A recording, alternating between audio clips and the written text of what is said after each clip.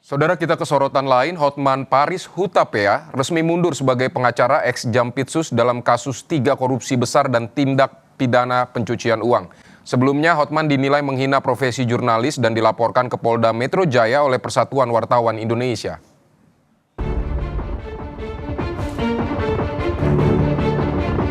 Pengacara Hotman Paris Hutapea mundur sebagai kuasa hukum ex-Jampitsus yang terjerat 3 kasus korupsi besar dan TPPU. Hotman beralasan harus berobat karena sakit.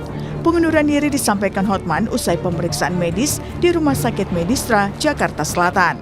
Bisa parah, ya udah saya sudah memberitahukan beliau bahwa saya mengundurkan diri sebagai pengacara dari Bapak Febri dalam kasus tersangka di Kejaksaan Agung. 2 hari mengabari beliau, ya tapi beliau mengatakan harinya yang tepat dia coba pikirin.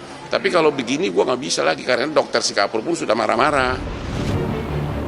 Sebelum mundur sebagai kuasa hukum ex-Jampitsus Febri Adriansyah, Hotman mendapat kritik hingga berujung laporan polisi atas ucapannya usai mendampingi pemeriksaan Febri sebagai tersangka di Kejagung. Persatuan Wartawan Indonesia PWI melaporkan Hotman Paris ke Polda Metro Jaya atas ucapan yang dinilai menghina profesi jurnalis.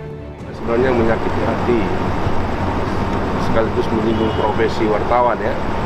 Jadi untuk itu kami dari PWI, Persatuan Wartawan Indonesia Pusat, ingin melaporkan orang yang menyebut bahwa wartawan itu punya otak nggak gitu loh ya.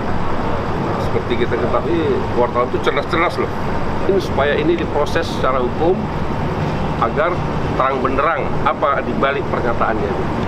Mungkin kita sepakat semua wartawan bahwa kebebasan berpendapat, kebebasan menyampaikan pendapat bukan ini yang dimaksud, ya. Bukan lalu menghina profesi wartawan. Tak hanya itu, Hotman juga menjadi sorotan saat mempersoalkan penetapan ex-Jampitsus Febri Adriansyah sebagai tersangka. Hotman bilang penetapan tersangka dilakukan tanpa pemberitahuan atau izin Presiden Prabowo. Hingga ex-Jampitsus adalah korban kriminalisasi, padahal Febri adalah orang kebanggaan Presiden.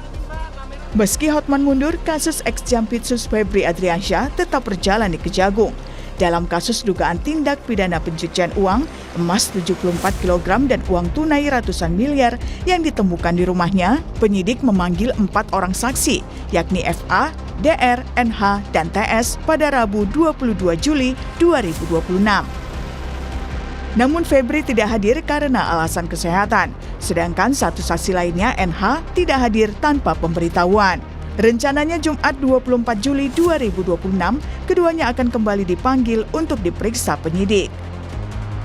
Tim Liputan, Kompas TV.